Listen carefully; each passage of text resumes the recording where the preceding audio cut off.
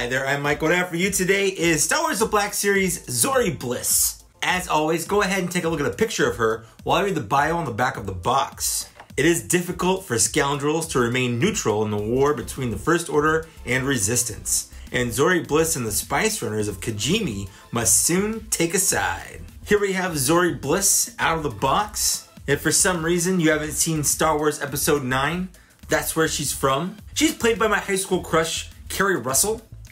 Whew, Felicity can get it. In the movie, she's pretty much hanging out in Kijimi with her best friend and best part of the movie, Babu Frick. Basically, she was just a device to get Babu Frick into my life, and I couldn't be more grateful to her, because Babu Frick is the best. Also, she denies posts some nookie, so I gotta respect that. Moving on to the first part of my review, the looks. Does she look like how she looks in the movie, and does she look cool? And the answer is yes, she does, on both accounts. Regardless of your thoughts on the movie or the sequel trilogy in general, at the very least, I feel like anyone can admit that this is a cool looking character. From her rad kind of speeder engine helmet to her weird Egyptian shoulder pauldron thing, to the purple and bronze look she's got going on for the rest of her body. I mean, she has backwards pirate pistols and wedges. I love it. She looks like she belongs literally anywhere in the Star Wars universe. You could have told me that she was a bounty hunter from the Old Republic era of Star Wars, and I'd believe you. She just looks like she could be. She also has kind of a Rocketeer vibe, and I dig that. Being in only one movie, and only parts of that one movie, she only has the one look. So they got that going on here, but they did throw in just a little bit of extra spice on here. If you want to, you can remove the faceplate. It pops right off. And underneath, we have the smoky bedroom eyes of Keri Russell, faithfully recreated, basically just the eyes and upper nose area, but they honestly look just so weirdly lifelike. I get lost just looking at the toy in my hand. Whew, I could daydream about those eyes for hours. Seriously, cheers to Hasbro's face printing. So for the looks, yeah, I'm gonna give it the full point, and I really honestly feel like it deserves it. Again, cool looking figure, looks like it did in the movie, and they even added a little extra pizzazz in there. They didn't even have to.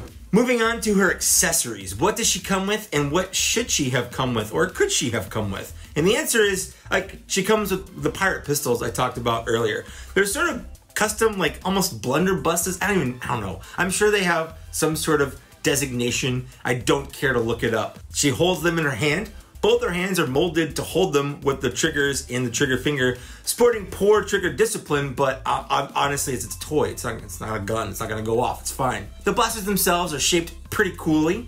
They are, I guess, black and gold. Maybe it's purple and gold. I don't know, but it's two-tone, and there's a lot of detail and paint all over them. They fit as nicely in her hand as they do in her holsters, which again are backwards. That's weird. It was weird to me to figure that out, because initially, I put them in so the handle's facing this way, but no, the handle faces this way. I had to look that up because that's just not how people normally holster blasters, but it's how Zorii, that's how she does it, so I guess it works. It works for her. The last accessory that she does come with, again, is that faceplate. The faceplate comes right off. It's a dark plastic material. It's not translucent at all.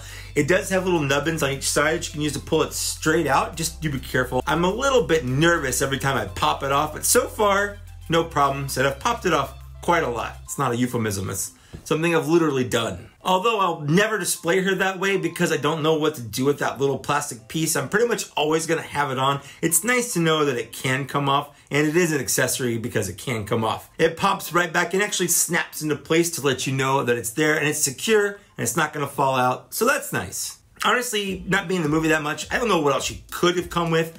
Obviously there's the standard alternate hands. Alternate hands are always a plus. Maybe even some blaster effects to go on the end of the guns to make it look like she's firing them. But she only comes with 2 blasters, and I feel like that's just not a lot. So I'm gonna dock it just a little bit, a 0.75. Moving on to articulation, how does she move? Can you pose her well? Let's take a look. Zorii's neck is double jointed, one at the base of the skull, one at the base of the shoulders. She has a pretty good range of movement side to side. It moves forward that far, back that far. Her arm moves out that far. It is hindered a little bit by her shoulder pads. Her elbows have a greater than 90-degree bend. She has a swivel at the wrist. This wrist hinges this way. She has a torso swivel. It doesn't super move forward or back though. Her leg moves forward, not so much back. It is hindered because the holster is attached to her leg. She does have a slight thigh swivel, a double jointed knee, rotation at the top of her boot, a hinge at her ankle, as well as a swivel. With this being Zori's widest stance with both her feet flat on the ground.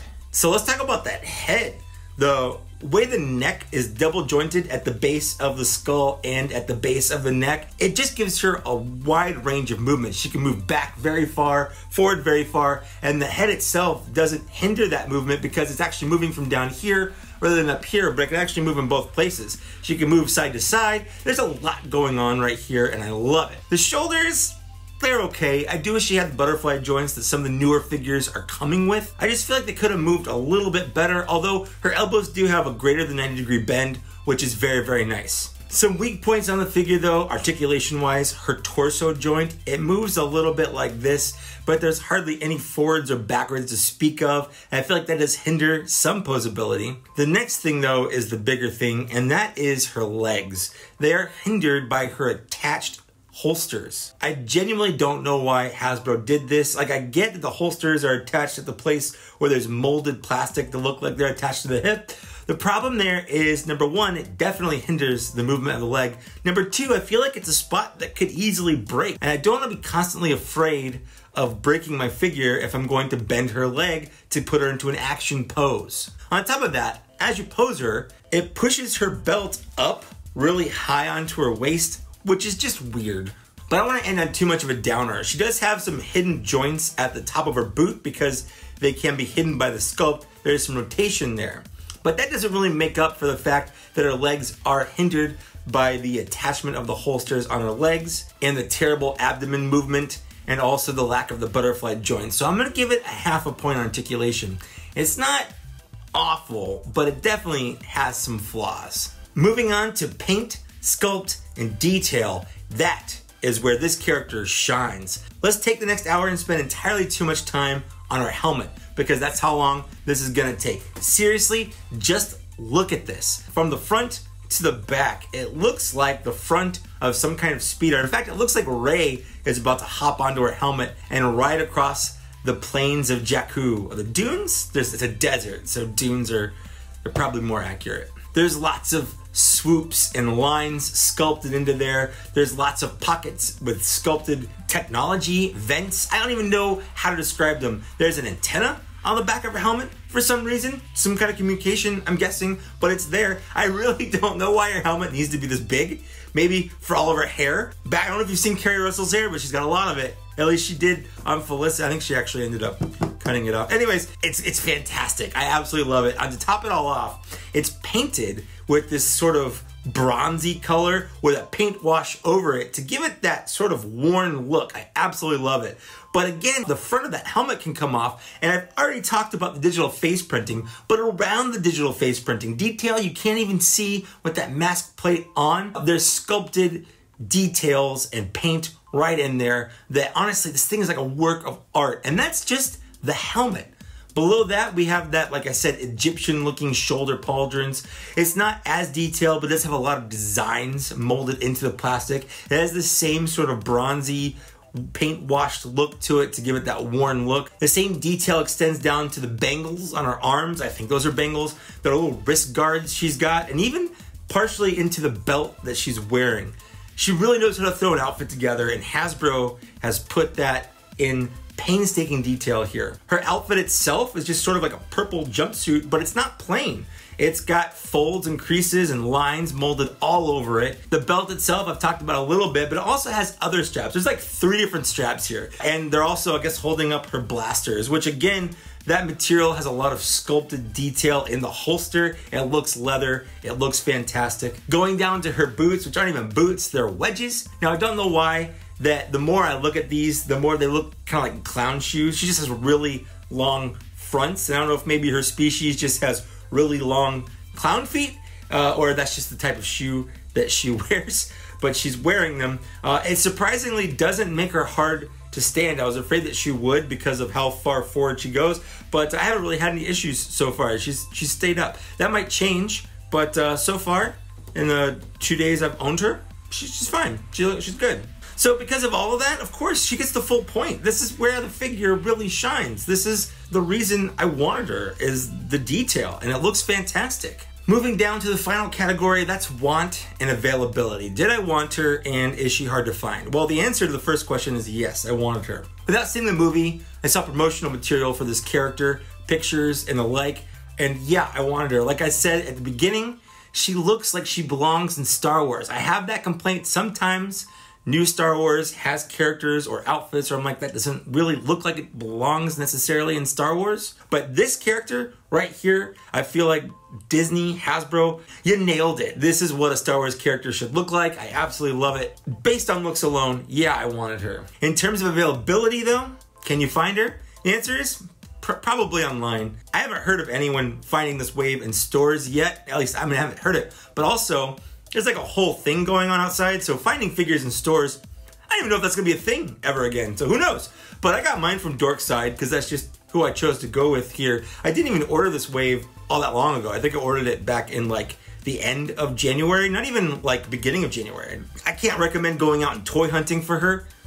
Not consciously, stay at home, don't get sick, all that stuff. But in the meantime, the mail system still works. And while Amazon isn't shipping priority, they're still shipping other things. I'm gonna give the want and availability the full point. She is double packed in the wave she comes with, so the odds of getting her a little higher than the other figures because there's actually 2 of her in the box. So that moves us on to the final score of 4.25 out of 5. She's not the best, but by far is she not the worst. So again, maybe you don't care for sequels characters, maybe you don't care for The Rise of Skywalker specifically. I still feel like she could find a place in your collection, whether it be with bounty hunters or just random riffraff you have hanging out there. She is a cool design. If not, maybe just to lighten up on the sausage fest that most Star Wars collections are, because it's like 90% dudes, at least it has been. Just nice having another girl on the shelf. I also feel like we could get some more Rise of Skywalker figures. It was really hard to take pictures of her with other characters because like, she's only appeared in scenes really with C-3PO, Poe, and Finn. And of those 3 characters, we only have C-3PO and Babu Frick. You know, we have Babu Frick, but I feel like we need a new Poe and Finn. So that's it for my Zorii Bliss review. Let me know down in the downstairs area what you thought. Are you planning on getting her? Do you wait for my reviews to do that? Are you using my reviews to pass the time in quarantine? I love to read and respond to all of those. I hope that you're finding yourself safe in this weird, trying times. I'd also like to take a moment to thank these people for supporting me on Patreon at the Black Series level or higher. Thanks a lot, guys. It really does go a long way of helping out the channel. If you want to see your name on here, you can check out my Patreon down below. If Patreon's not your thing, I totally get that. There's a couple different ways while you're down there of helping out the channel that don't really cost anything, up to and including liking, sharing, subscribing, smashing the bell, all of that stuff still helps out the channel, and it's free. It's freezies. And with that, that's it. Thanks for watching. Thanks for getting this far, and I'll see you later. Bye.